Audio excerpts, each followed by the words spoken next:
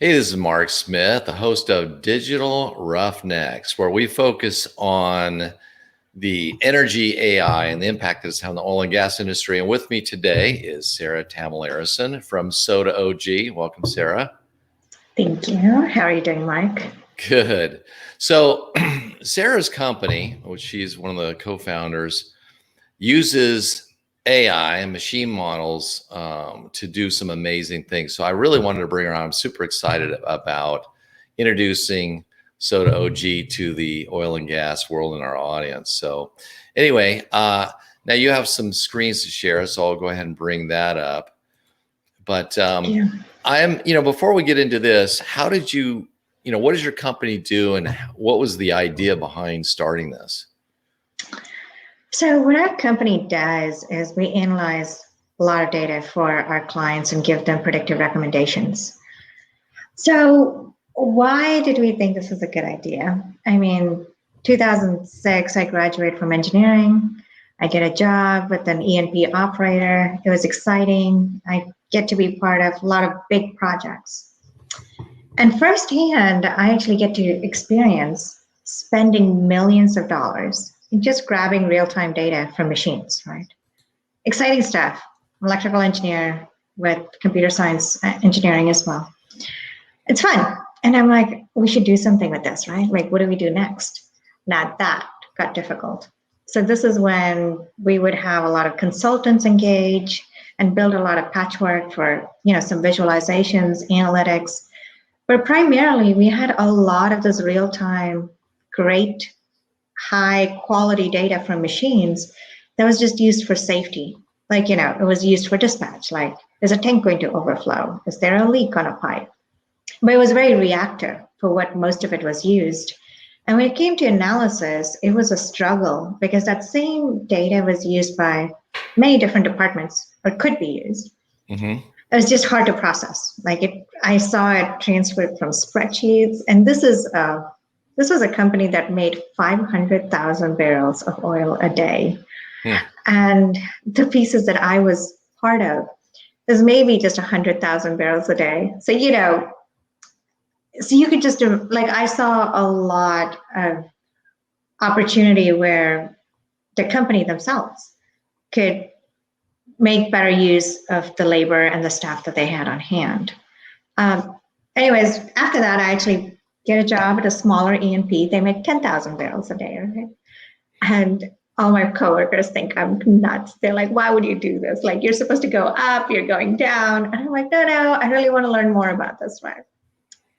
Sure enough, I show up and I never knew it's 2010. And I had never seen a tank being hand gauged.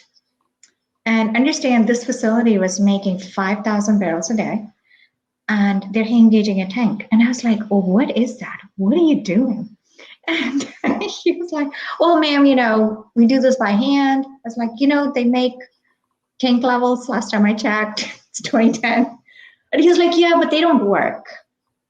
And now it's coming back to me. I was like, okay, so my previous company, this was hard. We spent millions of dollars. We got it done. And here's a company that was valued at that time at $2 billion in the marketplace.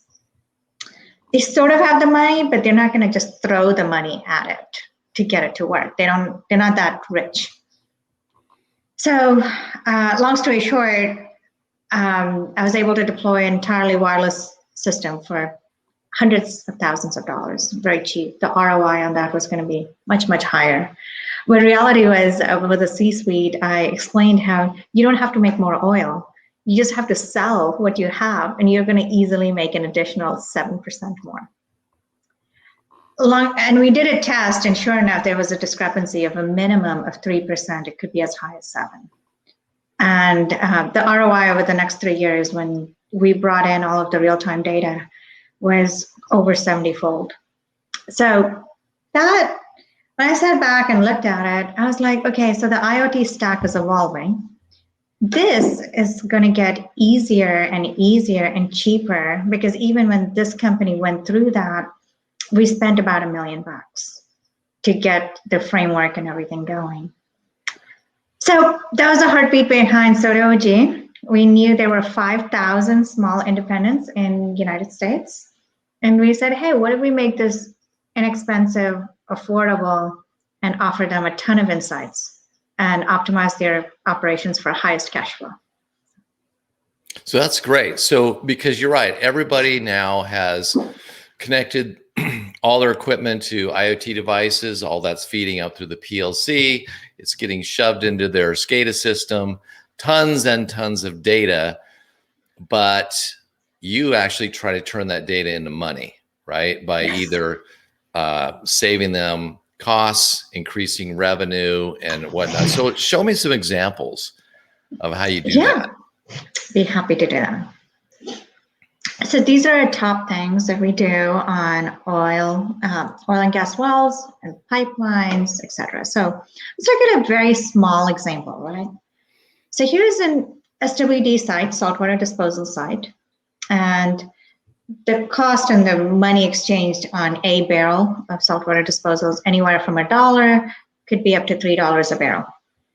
So every day water's coming in, every day they're pumping it down the SWD well, right? These are simple things.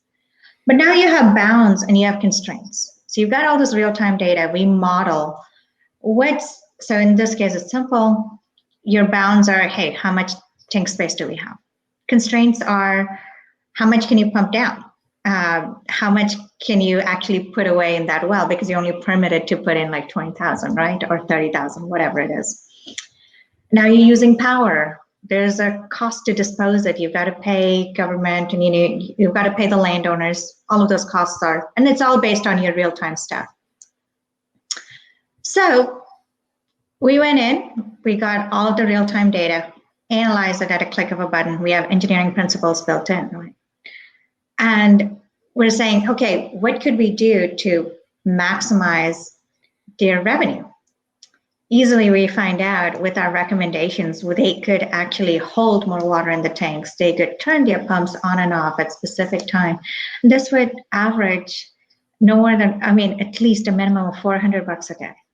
And over 50 sites, that would be close to $7 million a year. And this is just one small example using, just maximizing it on the power.